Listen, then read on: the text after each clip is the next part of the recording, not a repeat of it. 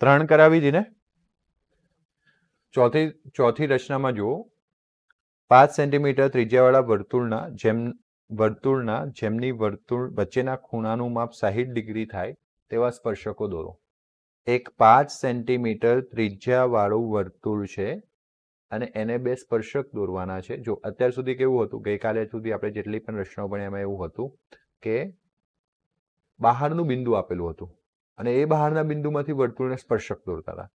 હવે તમને પહેલેથી એવું કીધું કે એવા બે સ્પર્શકો દોરો. બહારનું બિંદુ કોણ છે એ ખબર નથી, પણ એવા બે સ્પર્શકો દોરો કે જેમની વચ્ચેનો ખૂણો કેટલો થાય, 60. એટલે સૌથી પહેલા તો આપણે એક વર્તુળ દોરવું પડે જેની ત્રિજ્યા કેટલા સેન્ટીમીટર છે, 5 સેન્ટીમીટર. એટલે હું અહીંયા 0 પર મૂકીશ.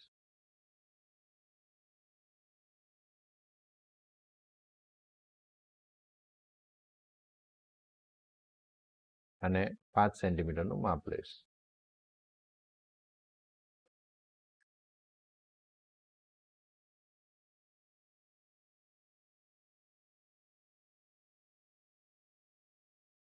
ક્લિયર? એટલે અહીંયા મૂકીને એનો ચાપ મારીશ. 5 સેન્ટીમીટર ત્રિજ્યાનું વર્તુળ થઈ ગયું. ક્લિયર? હવે તમને એવું કીધું કે આના પર એવા બે સ્પર્શકો દોરો કે જેમની વચ્ચેનો ખૂણો કેટલો હોય, થાય. પણ હવે સ્પર્શકો લાવવા ક્યાંથી, આપણને તો ખબર નથી. તો આપણને એટલી ખબર છે કે જો વર્તુળ હોય તો વર્તુળની ત્રિજ્યાને લંબ શું હોય, સ્પર્શક. એટલે હું અહીંયા ઊભી એક લીટી લઉં છું જે વર્તુળની શું છે, ત્રિજ્યા. બરાબર? આ ત્રિજ્યાને લંબ દોરવાનો પ્રયત્ન કરું. લંબ એટલે 90નો ખૂણો બનાવવાનો. અહીંયા ખબર છે ને તમને, 90નો ખૂણો બનાવતા આવડે છે ને? તો જોઈએ, આપણે અહીંયા આટલી ચાપ લઈશું, એ ચાપને ફિક્સ કરીશું અને પછી અહીંયાથી જે પહેલી ચાપ પર ચાપ દોરીશું એ જ ત્રિજ્યાની, એ 60નો ખૂણો આપે, ખબર છે ને? અને 60 પછી જે તમે દોરવાના છો ચાપ પર ચાપ, એ કેટલાનો ખૂણો આપે છે, ને 120નો ખૂણો આપે છે. બરાબર ને? અને પછી વચ્ચે તમે જે ખૂણો દોરવાના છો અથવા શોધવાના છો,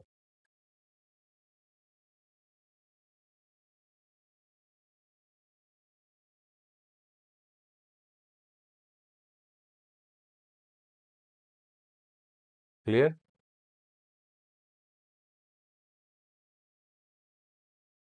અને અહીંયા જ એક ખૂણો દોરશો. એટલે આ તમારો 90નો ખૂણો થઈ ગયો. આ બિંદુ અને આ બિંદુને જોડતો. ક્લિયર? તે બંનેમાંથી પસાર થતી એક સીધી રેખા દોરીશું. બંનેમાંથી પસાર થતી શું કરીશું, સીધી રેખા દોરીશું.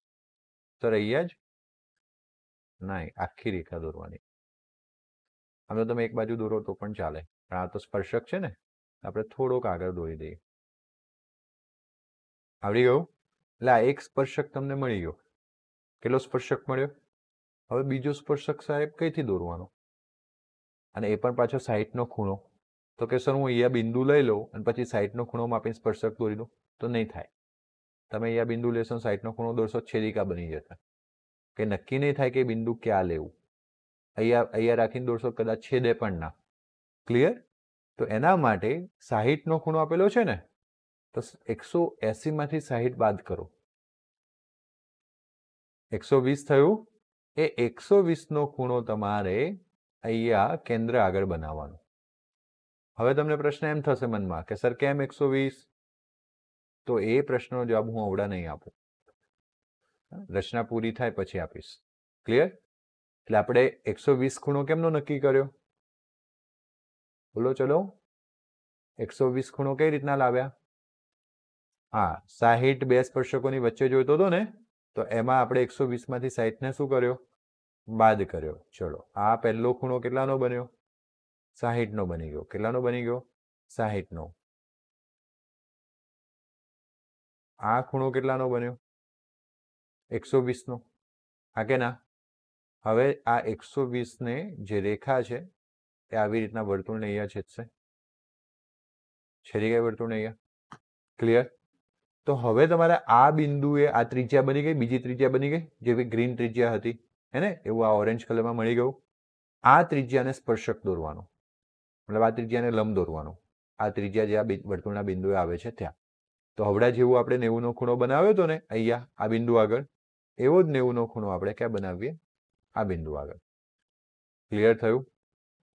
તો આપણે અહીંયાથી 90 નો ખૂણો બનાવવાનો છે. તો સૌથી પહેલા ચાપ દોરીશું. એ જ ચાપ વડે અહીંયા કેટલાનો ખૂણો બનશે? 60 નો ખૂણો બનશે. અહીંયા આપણે મૂકીશું. અહીંયા કેટલાનો ખૂણો બનશે? 120 નો બનશે. અને 120 અને 60 ને ભાગાકાર કરીશું. ભાગાકાર ઇન શોર્ટ છેદીશું. એક ચાપ અહીંયાથી પણ મારીશું.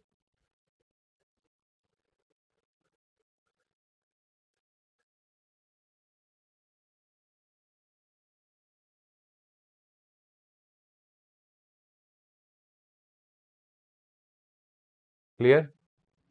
અને પછી એમાંથી પસાર થતી રેખા દોરીશું.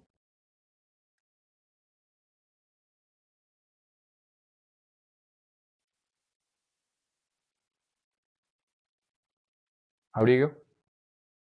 આ બે સ્પર્શકો એકબીજાને શું કરે છે? છેદે છે. એક સ્પર્શક આપણે ગ્રીન લીટીથી, લીલા કલરની લાઈનથી દોરેલો છે, બીજો ઓરેન્જ. પરીક્ષામાં તમારે કોઈ કલર કરવાના નથી, આ તો જસ્ટ તમને સમજ પડે.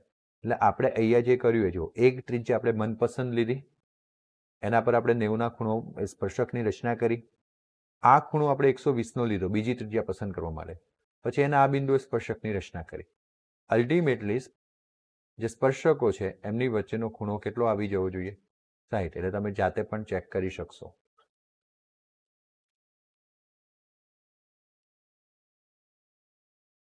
કેમ ભાગે છે ખબર નથી પડી.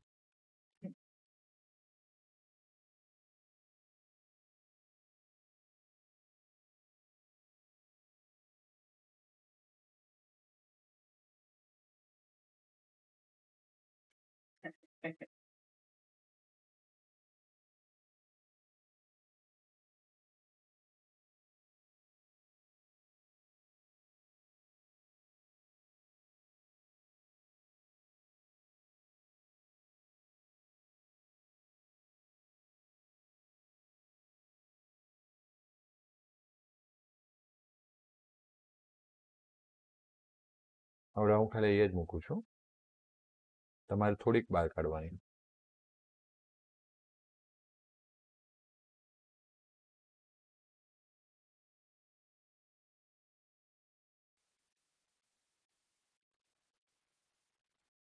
ઓલમોસ્ટ 60 ની નજીક છે, 59. ક્લિયર છે આટલા સુધી? આવડી ગયું? આવી રીતના તમારે આ રચના પૂર્ણ કરવાની છે. 60માં 59 ચાલશે, 58 ચાલશે, 62 ચાલશે. 60માં 2 વધારે, બરાબર છે, પણ એનાથી બહુ વધારે ચાલે નહીં. હવે તમે એમ કહેશો કે સર આ 120 નો ખૂણો કેમ લીધો હતો? તો ખબર છે તમને? સ્કૂલમાં નથી શીખવાડ્યું? તો આ એક ચતુષ્કોણ ધોરણ 9માં ભણ્યા હતા તમે. એક ખૂણો, બીજો ખૂણો, ત્રીજો ખૂણો અને ચોથો ખૂણો. ચતુષ્કોણના 4 ખૂણાનો સરવાળો. સરસ. કયા સરે ભણાવ્યું? 360 થાય. કેટલો થાય? 360. એમાં આ ખૂણો લંબ થઈ ગયો, આ ખૂણો લંબ થઈ ગયો, એટલે કેટલા થઈ ગયા? 90 180. આ તો નીકળી ગયું. એટલે હવે આ સામસામેના ખૂણાઓનો સરવાળો કેટલો થાય? 180. બાકી 360માં કેટલું બાકી રહ્યું? 180. એટલે આ જે ખૂણો આપેલો હતો એને 180 માંથી બાદ કર્યો એટલે આ ખૂણો મળી ગયો. ક્લિયર?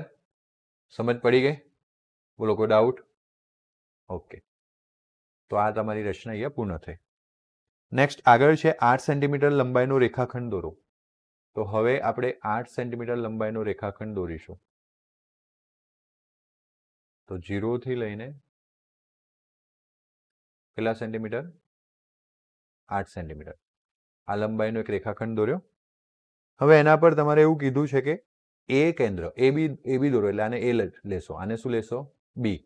એને કેન્દ્ર લઈ તમે એક વર્તુળ દોરશો. શું દોરશો? વર્તુળ.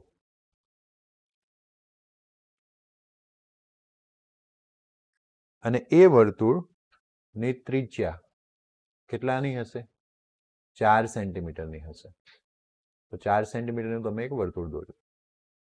એવી રીતના તમે બીને કેન્દ્ર લેશો અને બીજું એક વર્તુળ દોરશો, જે વર્તુળની ત્રિજ્યા 3 સેન્ટીમીટર છે. એટલે 8 થી માપતા હોઈએ તો 3 સેન્ટીમીટર કેટલા થાય? 5 થાય.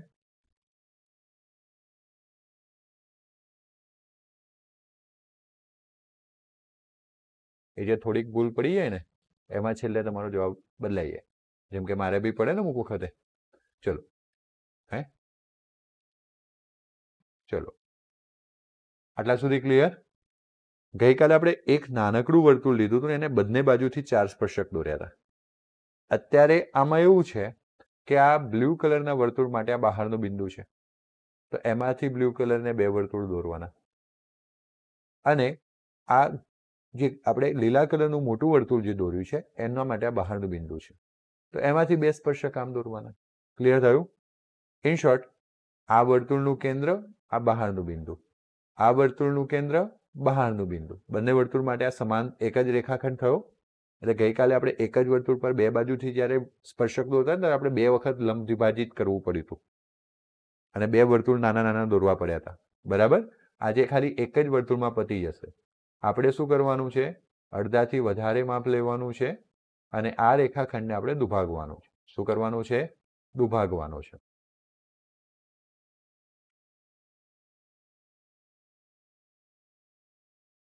તો એ માટે આપણે શું કરીશું? તો ઉપર અને નીચે શું લગાવીશું? ચાપ.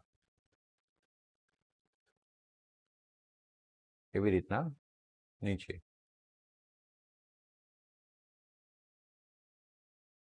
એવી રીતના આ બાજુથી પણ આપણે ચાપ લગાવીશું.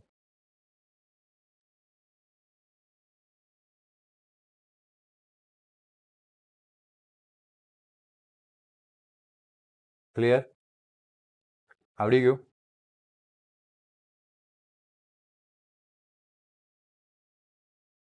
આટલા સુધી ક્લિયર? હા કે ના? ચલો હવે આપણે શું કરીશું કે આ જે તમને મધ્ય બિંદુ મળ્યું ત્યાંથી લઈ અને બહારનું બિંદુ, ખબર છે ને? આ લીલા વર્તુળ માટે આ બહારનું બિંદુ છે, પણ આ બ્લુ વર્તુળ માટે શું છે? અંદર, એટલે કેન્દ્ર છે. શું છે?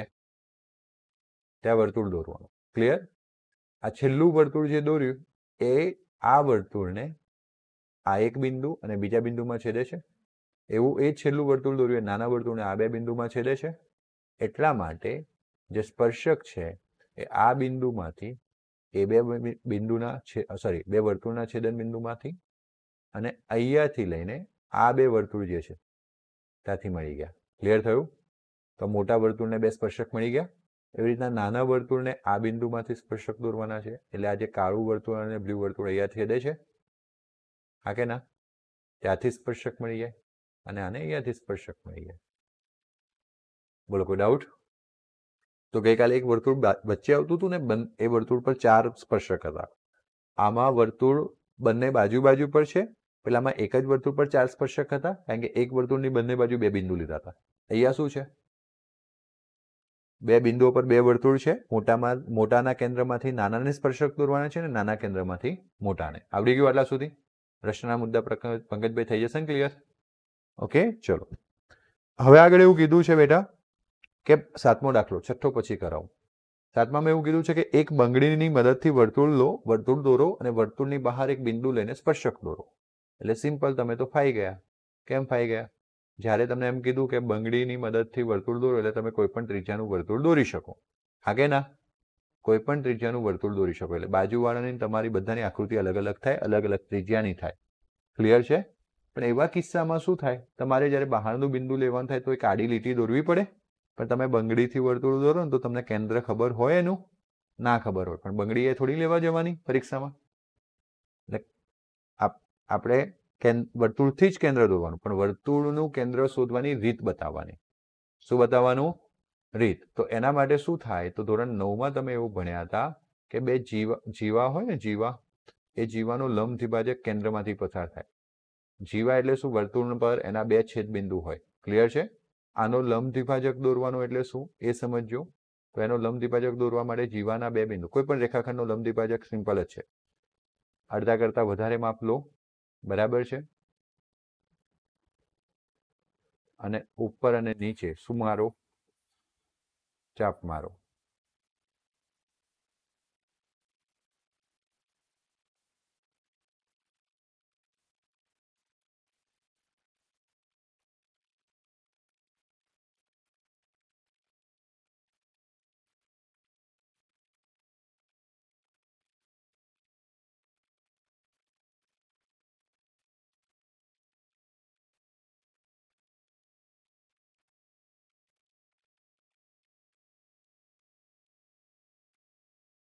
ક્લિયર?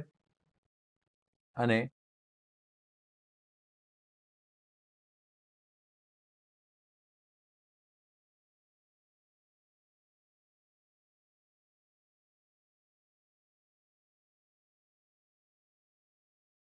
આ ચાપમાંથી પસાર થતી શું દોરો? રેખા. દોરી રેખા, બરાબર. આ રેખા પર કોઈ પણ જગ્યાએ કેન્દ્ર હોઈ શકે. હજુ કેન્દ્રનું સ્થાન નક્કી થયું એટલે ફરી આપણે પંકજભાઈ બીજી એક ચાપ લઈશું, હે ને? કમ્પ્લીટ ગરબા દેખાય છે આખો એમ નહીં. રમવા જાવ છો?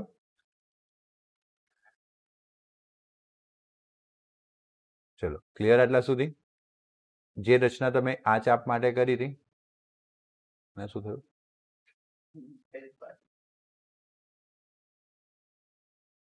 એવી જ રચના આના માટે પણ કરવાની. અડધાથી વધારે માપ લેવાનું, અને પછી એક બાજુ આ બાજુ ચાપ, બીજી વખતે આ બાજુ ચાપ, એવી રીતના અહીંયા એક વખત અહીંયા ચાપ, બીજી વખતે અહીંયા ચાપ. ક્લિયર છે?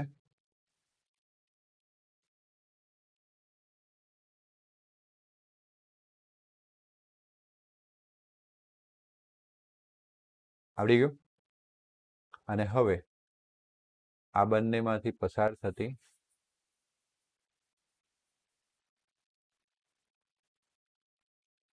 રેખા દોરીશું. તો આ બંને રેખાઓ આ બ્લેક બિંદુમાં છેદે છે, હા કે ના? એટલે બ્લેક બિંદુ જે છે ઓલરેડી આપણે એને જ તો કેન્દ્ર બનાવ્યું હતું, ખબર છે તમને? અને એ જ કેન્દ્રમાંથી શું દોર્યું હતું? વર્તુળ. આટલું નવું થાય. આ થઈ ગયા પછી તમારે શું કરવાનું? બહાર કોઈ એક બિંદુ લેવાનું જે તમે એઝ યુઝ્યુઅલ લો છો, પણ અહીંયા તમને છૂટ છે, ગમે તેટલા અંતરે લઈ શકાય. ક્લિયર છે? પછી તમે એને શું કરો છો? દ્વિભાગો છો. યાદ છે તમને?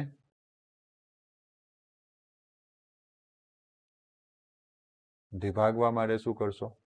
એક અહીંયા બિંદુ, અડધા કરતા થોડી વધારે, અડધું થઈ ગયું, અડધા કરતા થોડી વધારે,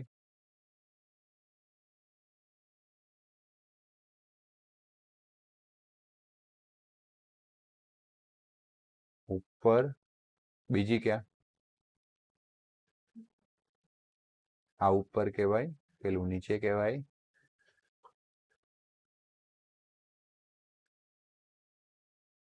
નવું હોય ને ત્યાં સુધી મજા આવે ને, પછી તમને આ રીત ગોખાઈ જાય, ભાઈ ઠીક છે એમ થાય. તો એ છતાંય ભૂલો કરી દઈએ.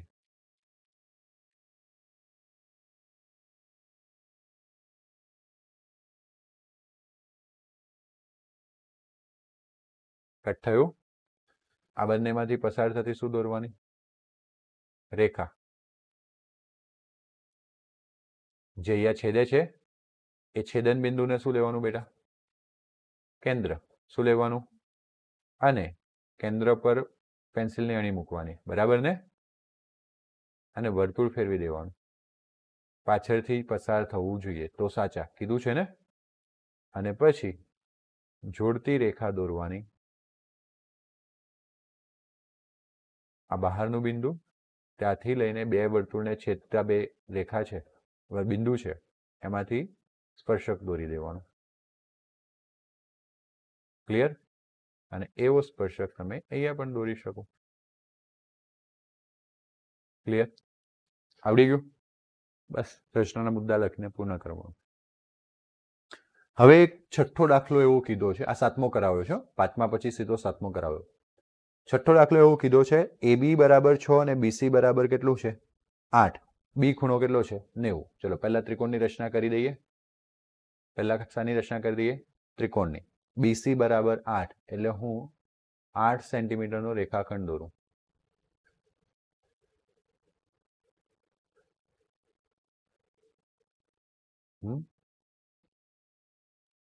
ચલો 8 સેન્ટીમીટરનો રેખાખંડ દોર્યો. અને પણ આમ તો મને છે ને આગળ થોડી લંબાઈની જરૂર પડશે લાઈનની, એટલે હું થોડીક લાંબી લાઈન પણ કરું છું 8 સેન્ટીમીટર પછી. ક્લિયર થયું આટલા સુધી? ચલો જરૂર પડે તો ઠીક છે, બાકી હરે. હવે શું કીધું બેટા?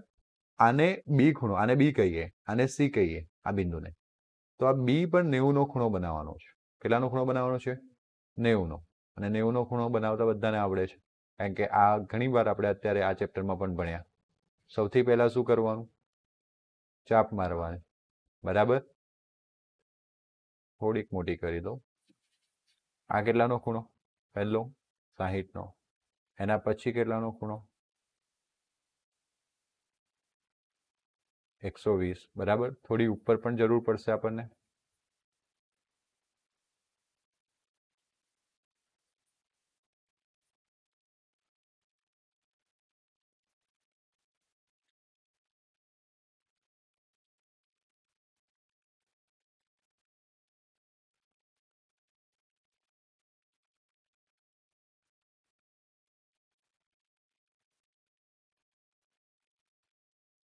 ક્લિયર?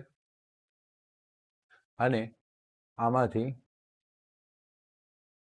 પસાર થતી રેખા દોરવાની. એટલે 90 નો ખૂણો થઈ ગયો. એટલે બી ખૂણો 90 થઈ ગયો. બીસી કેટલો થઈ ગયો? 8. અને તમને એ બી કીધું છે, આ બી છે, આ સી છે, અને એ તમને કીધું છે એ બી 6 સેન્ટીમીટર. કેટલા સેન્ટીમીટર? એટલે પાછું તમારે 6 સેન્ટીમીટરનું માપ લઈ લેવાનું અહીંયાથી. 0 થી લઈને કેટલા સેન્ટીમીટર? અને એની આ લીટી પર જઈને આર્ક મારી આવવાની. આપણને એક્ઝેક્ટ ત્યાં જ મળી ગયું. બરાબર છે? એવું નથી કે જરૂરી છે, નથી કે ત્યાં જ મળે, પણ આપણને ત્યાં મળી ગયું. તો 6 સેન્ટીમીટર થઈ ગયું. અને આને હવે આપણે જોડીશું. શું કરીશું? જોડીશું તો તમને એ અને સી ને જોડતા ત્રિકોણ એબીસી ની રચના દેખાશે, જે કાટકોણ ત્રિકોણ છે. બીમાંથી એસી પરનો લંબ બીડી છે. હવે આ બી છે, અને અહીંયા આ જે લીલા કલરની લીટી છે એસી પોઈન્ટ છે. શું છે? એસી. એટલે બીમાંથી એસી પર લંબ દોરવાનો, જે કયો છે? એડી. સોરી, બીડી છે. કયો છે? બીડી.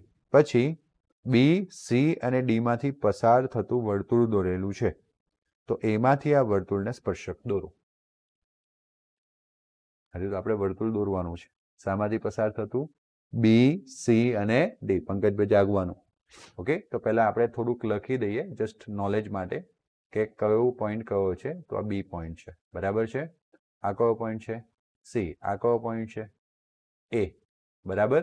હવે અહીં આપણે કોઈક એસી પર ડી પોઈન્ટ લેવાનો છે. કયો પોઈન્ટ લેવાનો છે? ડી. જે એસી ને લંબ હોય. શું હોય? લંબ. બોલો ભાઈ હર્ષિતભાઈ, શું કરો છો? શું કરે ધ્રુવભાઈ?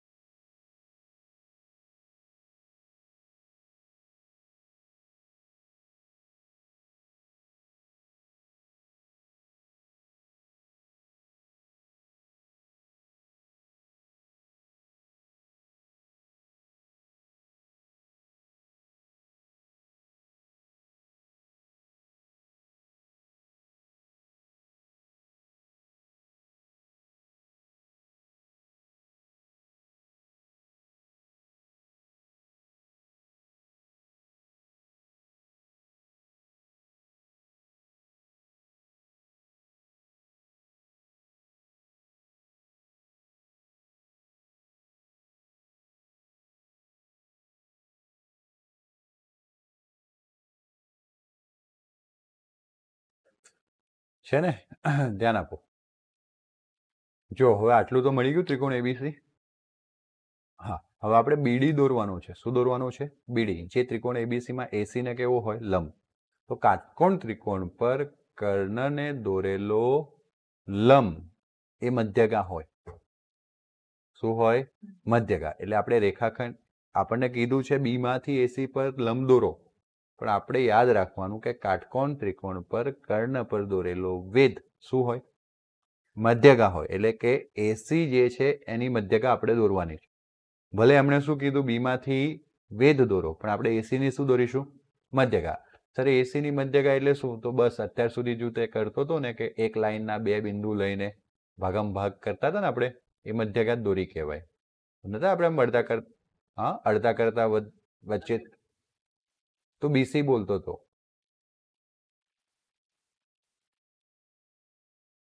ચાલ વાંધો નહીં, તારી વાત પર પછી આવીએ. અત્યારે આપણે આવી જઈએ.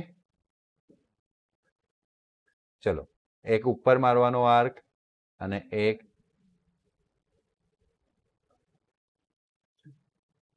નીચે મારવાનો. બરાબર છે ભાઈ? એસી ની એક ઉપર, એસી ની એક નીચે.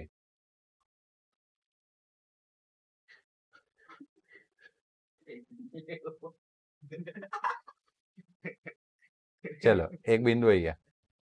અલા ઓય, કઈ ગયું કરીને તમે મારું માપ જ બદલી નાખાવડાયું.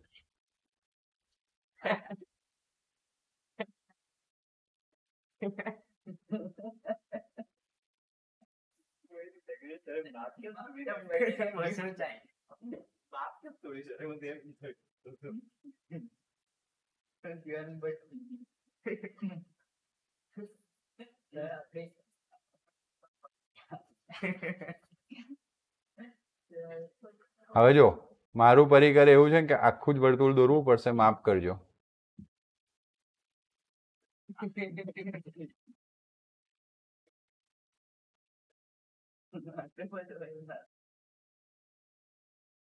બરાબર, એ તો થઈ ગયું. આપણે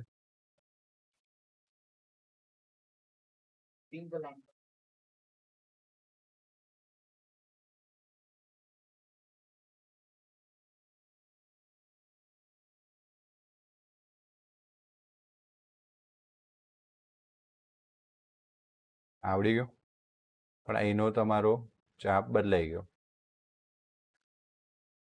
એટલે એને આપણે લંબાઈ દઈએ. ક્લિયર?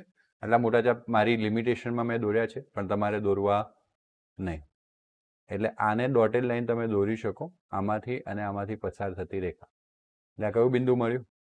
ડી. કયું બિંદુ મળ્યું? ડી. અને હવે તમે બી અને ડી માંથી પસાર થતી રેખા દોરશો ને એટલે લંબ થશે. શું થશે? લંબ. 90 નો ખૂણો. આખું નથી દોરવું આપણે, એ જ અટકાવી દઈએ. ક્લિયર? એટલે 90 નો ખૂણો થશે. કેટલાનો ખૂણો થશે? 90. હવે આ ડી, બી અને સી માંથી પસાર થતું વર્તુળ દોરવાનું છે. શું કરવાનું છે? પસાર થતું વર્તુળ. આ સ્પર્શકો પહેલેથી રેડી થઈ ગયા. હવે ખાલી શું દોરવાનું રહ્યું? વર્તુળ દોરવાનું રહ્યું. બરાબર? જોઈએ, સ્પર્શક બાકી હશે તો દોર દેશું, પણ બી વાળો સ્પર્શક તો રેડી જ છે. કારણ કે જો આ ત્રિજ્યા થવાની અને આ શું થવાનું? લંબ. એને તો એના માટે તમારે શું કરવાનું? તો કે પાછું તમારે આ બીસી ને મધ્ય બિંદુ શોધવાનું. કોનું મધ્ય બિંદુ શોધવાનું? બીસી. કારણ કે સમજો, આ ત્રિકોણ જે છે એ ત્રિકોણ કાટકોણ ત્રિકોણ બન્યો બીડીસી. અહીંયા ડી છે. હું તમારી નોલેજ માટે એ પણ લખી દઉં કે અહીંયા ડી છે. ક્લિયર? તો બીડીસી ત્રિકોણ બન્યો. નિયમો શું યાદ રાખવાના છે? આ બીડીસી કાટકોણ ત્રિકોણમાં કર્ણ પર મધ્ય બિંદુ હોય, કર્ણનું જે મધ્ય બિંદુ હોય તેવા બિંદુને કેન્દ્ર તરીકે લો તો જ વર્તુળ બીડીસી માંથી પસાર થાય, નહીં તો ના થાય. એટલે પાછું મધ્ય બિંદુ શોધવા માટે તમારે એને દુભાગવાનું. અડધા કરતા મોટી ત્રિજ્યા લીધી. ઉપર અને નીચે શું લગાવીશું? ચાપ લગાવીશું.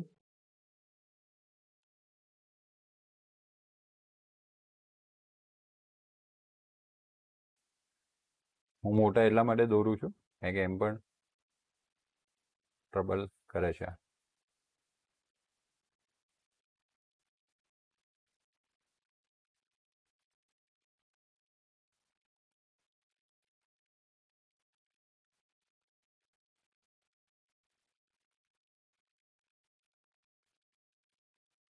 ક્લિયર? અને આ બંનેમાંથી જોડતી રેખા દોરીએ, ડોટેડ લાઇનમાં દોરવાની, આછી દોરવાની. એટલે આમને આ બીસીને દુભાગતું એક શું મળી ગયું? મધ્યબિંદુ મળી ગયું. આ મધ્યબિંદુમાંથી પસાર થતો શું દોરી શકો? વર્તુળ. તો એના માટે તમારે આને કેન્દ્ર લેવાનું, બરાબર? અને અહીંયા પેન્સિલની અણી મૂકી એક લોચો માર્યો, નહીં તો ડીમાંથી પસાર થવું જોઈએ. ડી લેવામાં કંઈક લોચો માર્યો.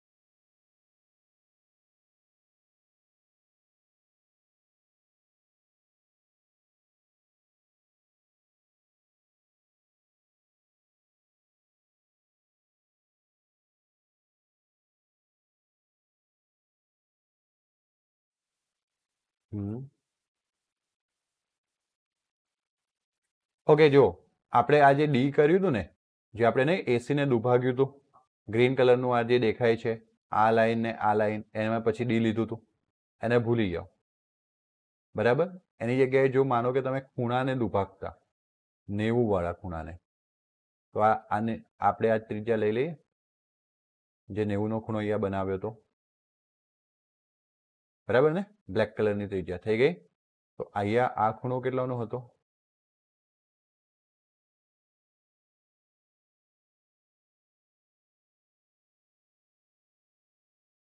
મારાથી પરિકરના લીધે તો મોટા આંક દોરવા પડે છે, બરાબર? અને એવી રીતના આ ખૂણો કેટલાનો હતો? 0 નો.